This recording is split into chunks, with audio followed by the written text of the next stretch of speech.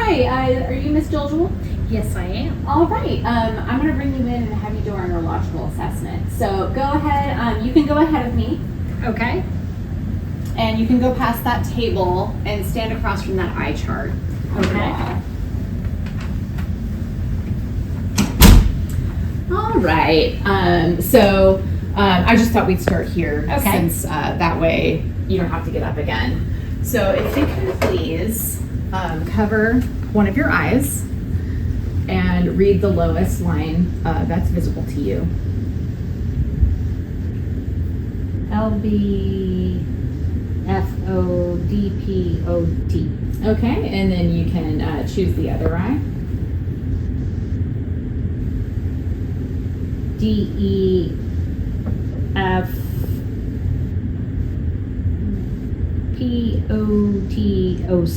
Okay, great, thank you. In a normal setting, I'd have you stand 20 feet away, but we don't have the space in here. All right, would you go ahead and you can sit in my chair.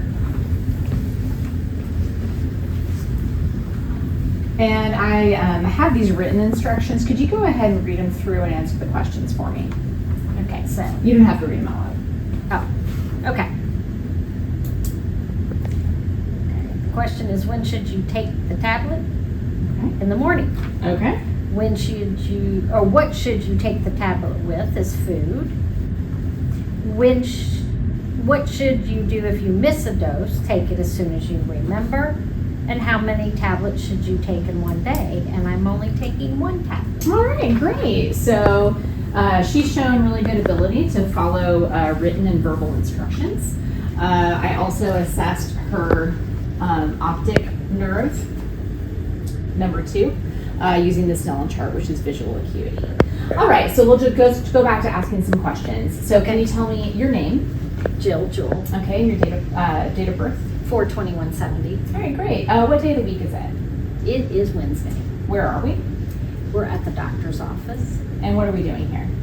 We're assessing me, making sure I'm okay. Yeah, doing great so far. So you're alert, that's your level of consciousness, and oriented times 4, which is the situation. How many quarters are there in a dollar? 4. 4, so that shows that your memory is intact. Okay. All right, great. So off to a really good start. I'm going to go ahead and keep assessing your cranial nerves. So I'm just going to go ahead and start at the top with your eyes. Okay. So look straight kind of at my chin. I'm going to shine light in your eye. Okay.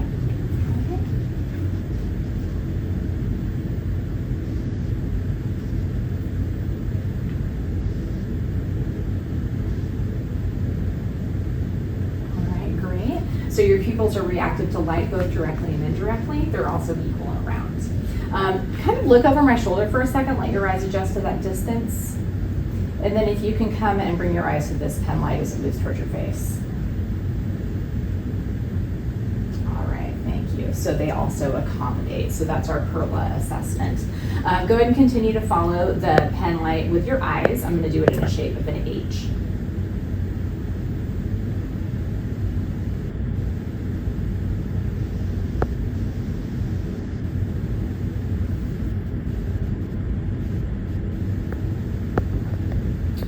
And all those assessments are assessing cranial nerves 3, 4, and 6, which are oculomotor, abducens, and trochlear. So your eye movement is excellent, your pupils are reactive, and your vision is what it should be. So Good. Great start. All right, so let's move on to your olfactory nerve. I have here some smells. Can you close your eyes and close one of your nostrils? And breathe in for me. And tell me what that is. It smells like coffee. All right, great. And then go ahead and close the other nose. And I'm going to give you a different smell. It smells like lavender. All right, great. So that olfactory nerve, which is cranial nerve 1, is also intact. I will go ahead and start to assess some of your facial nerves. So if you can close your eyes again, I'm going to touch various areas of your face. Just tell me where I'm touching. Left cheek. Okay. Left forehead, or right forehead. Okay. Chin. All right, great. What cranial nerve is that? Okay, which is? Trigeminal. Thank you. Would you also puff out your cheeks? All right. Smile and raise your eyebrows. I don't know. Did I do You did your best. And what cranial nerve is that? it? That is the facial number 7. All right. Teamwork makes the dream work, you guys. All right. If you can also stick out your tongue, move it side by side. All right. And stick it all the way out and say, ah. There you go. So I was looking for that midline rise of the uvula, which shows that your glossopharyngeal and vagus nerves are intact. The tongue movement is a hypoglossal. Let me actually have you say some words to test your pronunciation as well. Okay. So can you repeat Little Nancy tap dances? Little Nancy tap dances. Right, so that's your hypoglossal nerve that's intact. And can you say king and grape? King, grape. Great, and that's a glossopharyngeal nerve as well. Okay, let me make sure I know where I am. Let's do our hearing test. So I will go ahead and start with the whisper test, and then we'll do some more advanced testing as well. So I'll come over here and say some words to you. Jill, Meg, Camping. All right, good.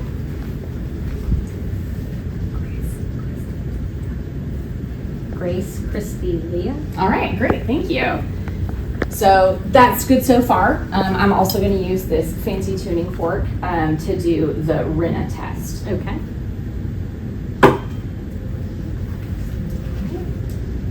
Can you hear that? Mm-hmm. Tell me when it stops.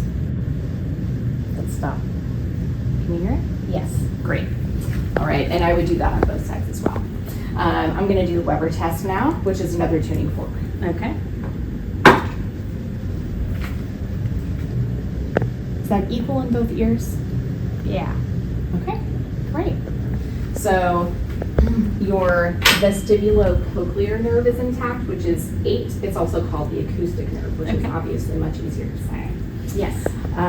So all right, your vocal quality is clear, good vocal strength, so that also shows me that the vagus nerve is intact. If we were to take your vital signs and do other assessments, we could tell more of the autonomic function of the vagus nerves. All right, fantastic. We'll finish up with the spinal accessory nerve, which is 11. So can you raise your shoulders? All right, great. And then turn your head against my hands. Awesome. So that function is also intact. Would you squeeze my fingers? Great, so equal grip strength, which is what I'm looking for. Let's do some sensation testing, and then I'll have you stand up again. Actually, I'll do your reflexes, and then we'll just have you stand up again. So if you can close your eyes and tell me where you feel and if it's soft or sharp.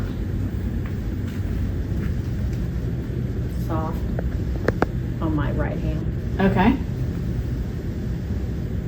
Oh, that's softer on my left hand. There you go. That's sharper on Okay. my right thigh. Okay. That's soft on my left lower leg. All right, great. You can open your eyes. Thank you. And obviously that would be a little bit more accurate against bare skin. All right, so let me do some reflex testing. So Okay. tendon reflex. I'm going to come down here, and I'm going to have you lay your arm into my arm.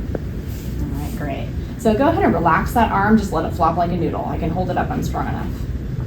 All right. Let's see how we do. You and your stubborn reflexes. Nope. Did it go? Can you feel it? I can feel it. All right, great. So I can see multiple things here. I might see the fingers curl, the wrist come up. I definitely want to feel the biceps start to flex, and that shows that I've triggered that nerve. All right, great. I have a terrible time with your reflexes as usual. All right, I let just these don't legs, have any. let your legs just swing. Now you're holding it up. Let it swing. There you go, just like that. Good.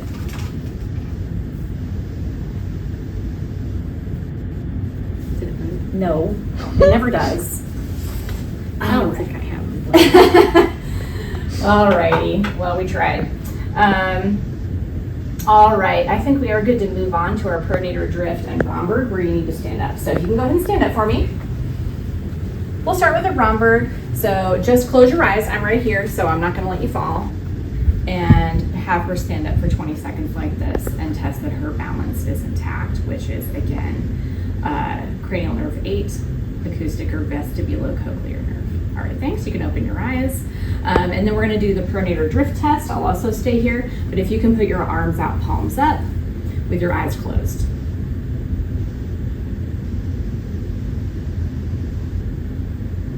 All right, so after 20 seconds, you're good. You can put them down.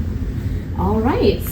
Any questions or concerns for me today? No. All right. Well, you did a great job. Thank you. That's all my tests. Thank you. I forgot to clean my hands when I came in. I apologize.